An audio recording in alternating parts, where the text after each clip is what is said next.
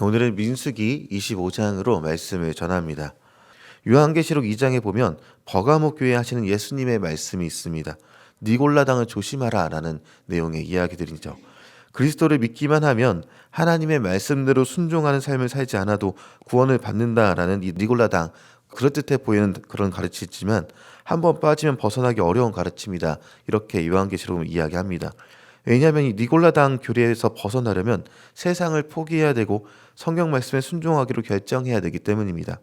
이제 버가모 교회 지도자와 신학자들은요, 태양신교 교리랑 이제 기독교 교리를 혼합시킨 교리를 합리화하기 위해서 니골라당의 교리를 적극적으로 활용을 했었습니다. 그러니까 당시에 쾌락을 따르는 사람들이 교회에서 예배도 드리는 모습을 가지고 있었고요. 그래도 된다라는 교리를 만들어서 하나님의 말씀을 없는 것으로 여기려 했었던 것이죠.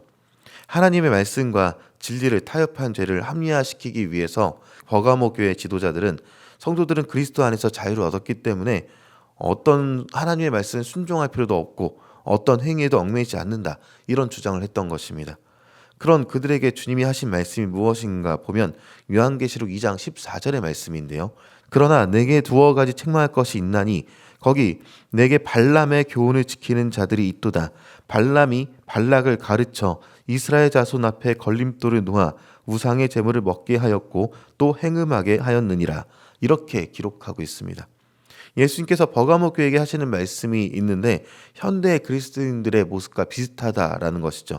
내 이익과 쾌락을 위해서 사탄의 계략인 먹음직스러운 미끼를 향해서 죽음을 향해 달려드는 모습, 그것을 보면 비슷하다 여겨집니다.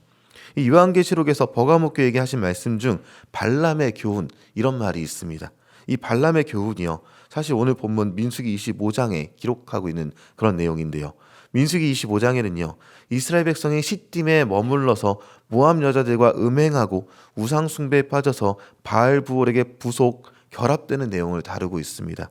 이 사건을 바알부올 사건이라고 하는데 이스라엘이 발람의 계략에 의해서 모압의 바알부올 우상과 음행에 빠진 사건으로 많은 백성이 죽게 된 그런 이야기를 다루고 있는 것입니다.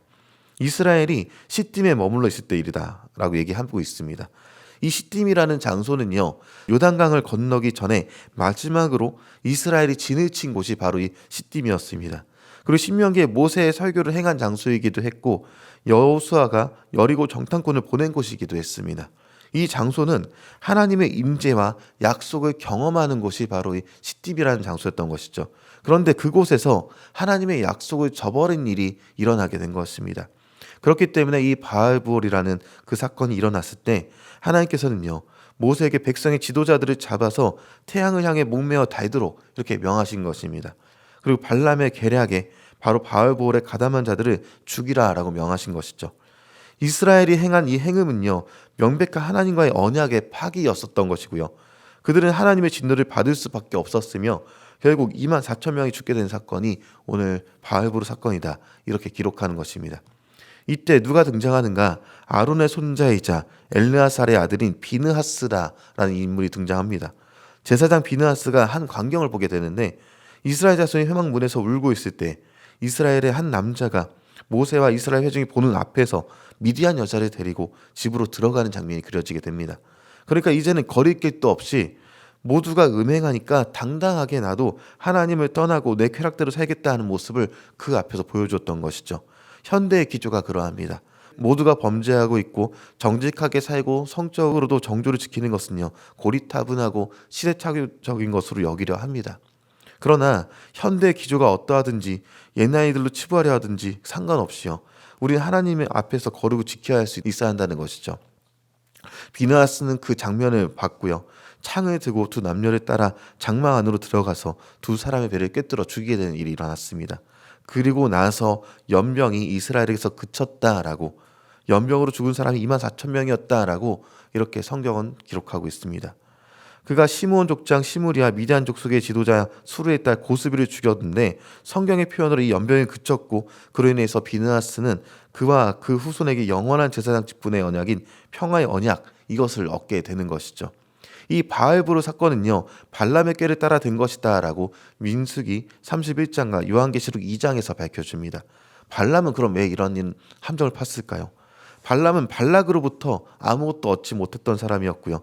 자신이 바라던 대로 되어지지 않으니까 모압으로 하여금 이스라엘 자손을 유혹하도록 했고 하나님을 대적하고 이스라엘을 범죄하도록 함정을 파고 기다렸던 것입니다. 그러니까 발람의 미끼, 이 함정은요, 이스라엘을 통해서 하나님을 떠나게 만드는데 그 목적이 있었다라는 것이죠. 하나님보다 눈앞의 쾌락을 따르도록 판 함정이었고 이스라엘은 그 미끼를요 보기 좋게 물었던 것입니다. 현대 그리스도인들의 삶이 그러하다 여겨집니다. 끊임없는 미끼와 함정의 연속이 우리에게 다가옵니다. 그러나 오늘 말씀에서 확인할 수 있는 바 그 함정과 미끼는 결국 하나님을 떠나게 만들어버리며 하나님을 떠난 삶은 죽음이라는 것이죠. 예수님께서 요한복음 15장 5절에 기록하시기를요. 나는 포도나무요 너희는 가지라. 그가 내 안에 내가 그 안에 거하면 사람이 열매를 많이 맺나니 나를 떠나서는 너희가 아무것도 할 수 없음이라. 이렇게 말씀해 주고 계십니다. 예수님께 공급받아야 할 생명이 끊어지도록 세상의 미끼에 흔들릴 필요가 없다라는 것이죠. 그리고 민수기 31장 8절을 보면요. 발람은 미디안 족속들과 싸움에서 죽임을 당하게 되는 그런 결국을 보여주게 됩니다. 그의 결국도 하나님께서 심판하셨다라는 것이죠.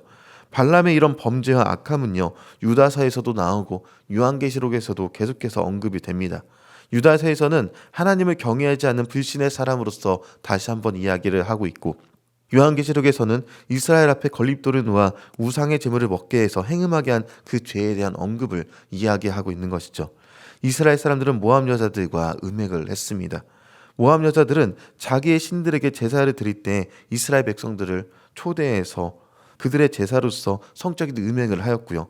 이스라엘 백성들은 그 제사에 가서 먹고 그들의 신들에게 절하며 행음을 했습니다. 그래서 이스라엘은 바알부올에게 부속, 결합이 되었다 이렇게 표현이 되는 것이죠. 하나님께서는 이에 대해서 진노한 사건인 것입니다. 그리고 아까 본 바대로 비느하스를 통해서 이스라엘은 이후에 평화를 누리게 됩니다. 하나님께서는 비느하스에게 하나님의 평화의 언약을 맺고자 하셨고요. 그의 뒤를 잇는 후손에게 영원한 제사장 직분을 보장하는 언약을 세우시겠다 그렇게 말씀하셨던 것이죠. 하나님의 말씀은 성취되어서 비느하스의 제사장 직분은 신약시대에 이스라엘의 로마에 멸망한 순간까지 계속돼서 이어지게 됩니다. 이스라엘은 발람의 함정에 대한 미끼를 물고 죽음을 향해 갔지만 하나님은 그분의 백성을 통해서 이 세상에 구원을 베푸시는 분이십니다. 이제 우리의 모습입니다. 수많은 함정과 미끼가 우리 그리스도인들을 향해서 덮쳐오려고 할 것입니다. 기다리고 있으며 우리들을 함께 죽자 함께 사망하자 하며 그렇게 달려들고 있습니다. 그때 우리는 기억해야 할 것은 바로 바알부올 사건, 오늘 말씀을 기억해야 한다는 것이죠. 그래서 생명이신 예수님께 꼭 붙어 있어서 어떤 함정과 어떤 미끼가 오더라도 잘 분별해서 우리가 주님께 붙어서 온전한 생명을 얻어내어 성령의 열매 맺는 저 여러분이 되길 소망합니다.